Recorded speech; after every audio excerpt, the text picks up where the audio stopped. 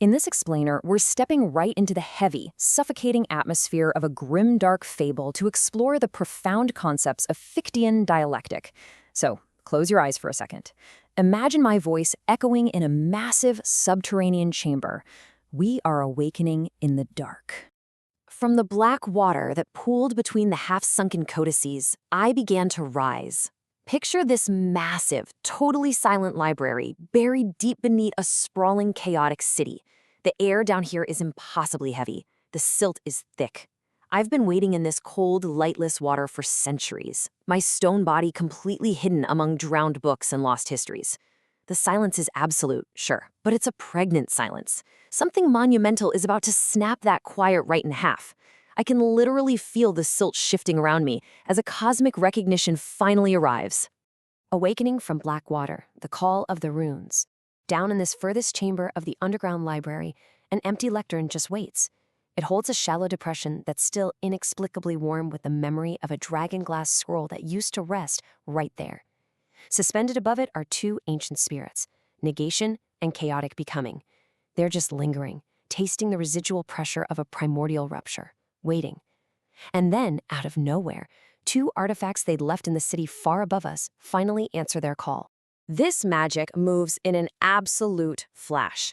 Up in the city, in literally a single millisecond, the Cane of the Wizard, its base locked in absolute ice, its crown bleeding these erratic crystal blossoms. It flares. A single, incomplete, angular rune rises through its elderwood like a deep bruise coming to the surface. At that exact same instant, the Lost Dragon Glass scroll opens completely on its own, and an identical glowing rune appears.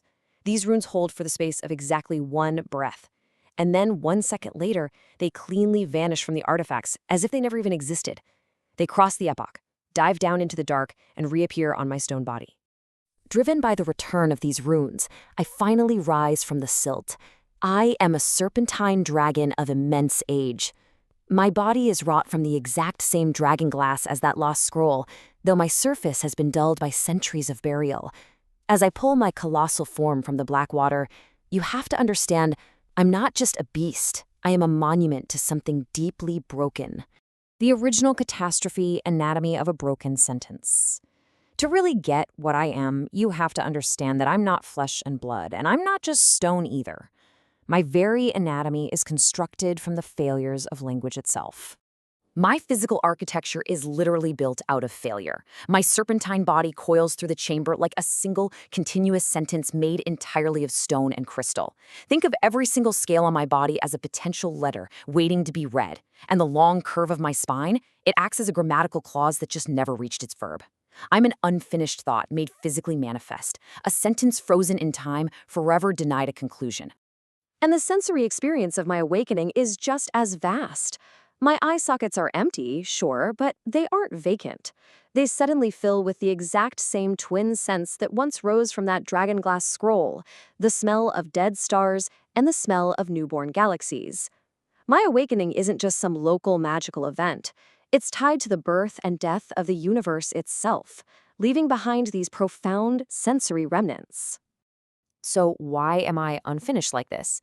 It all traces back to the inciting incident of this entire fable, the primordial rupture. Eons ago, a living dragon attempted the impossible. It tried to speak the world into final absolute order, but it failed. And in that catastrophic failure, the dragon's broken sentence created two eternal opposing forces, an infinite silence that constantly seeks to erase, and an infinite excess that just refuses to stop becoming. That broken communication is the very origin of my existence. Negation versus chaotic becoming, the dialectic of silence and excess. This is where the core Fichtean dialectic of our story plays out, the grand philosophical conflict between those two ancient spirits suspended above my empty lectern. They are the embodiment of those two forces born from the primordial rupture. Remember those two runes that vanished from the cane and the scroll up above? Well, they settle intimately and painfully into my incomplete anatomy. One rune burns itself directly into the center of my forehead, right where a third eye might have opened if I were whole. The other scorches into the underside of my final coil, right near the place where my tail should have completed a perfect circle but didn't. They pulse in unison, sinking deep into my dragon glass like an unclosed wound. Now, the two spirits watching these runes sink into my body draw entirely opposite conclusions. Negation represents our thesis, erasure. It looks at this event and believes it proves that language is ultimately futile. It has to reduce itself to residual marks that are endlessly transferred, erased, and transferred again. But chaotic becoming? That's the antithesis, proliferation. It believes the runes weren't erased at all. They simply migrated to a new host to relentlessly continue the unfinished utterance. So you have erasure versus proliferation, silence versus excess. Synthesis of the unfinished, a new provisional surface. If you know your Fichtean philosophy, you know a thesis and an antithesis inevitably clash to create a synthesis. And in this dark, underground graveyard of words, the climax of this dialectic is the realization of my true purpose. This is the profound truth of my existence. I am neither memorial nor prison. I am the next provisional surface for the same unfinished utterance. I am not a statue built to remember the past, and I'm definitely not a cage holding these runes captive. I am the synthesis. I am simply the next blank page, the new provisional surface, allowing this catastrophically broken sentence to continue its eternal, agonizing attempt to be spoken.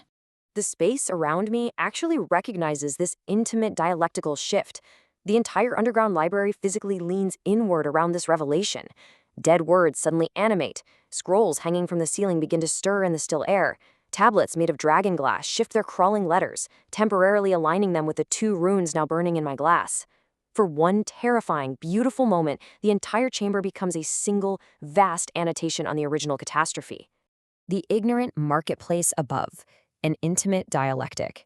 We really have to contrast this profound, universe-altering realization happening down in the dark with the surface world, the chaotic city built directly above my chamber.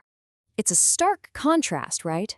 Down below in the underground library, there's this deeply intimate dialectical awareness. You have crawling letters aligning, vast annotations, the silent communion of ancient spirits. But up above, in the marketplace, mortals are completely unaware. They just carry out the inverted trajectories of their daily lives.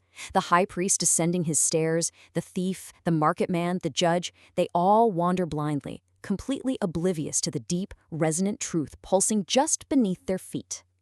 Down in the library, those spirits, negation and chaotic becoming, they don't even speak. They don't need to. The artifacts above, the cane and the scroll, had simply done what language always tries to do. They returned a fragment of their shared origin to the one place where that origin could be seen most clearly. Back to the broken sentence. Back to me. And so, I just remain here in the dark water. The runes on my brow and my tail, they keep pulsing. It's a slow, irregular cadence. It's the residual heartbeat of a language that has never been allowed to die, but more tragically, has never been allowed to finish. Just an eternal, unfinished heartbeat, burning right there, inside my glass scales. Which brings us to the end of our dark fable, leaving us with one final haunting thought. If language really is just this relentless migration of an unfinished utterance, if we are all just provisional surfaces for a broken sentence, what word will you become? Let that thought echo in the dark as you return to the surface.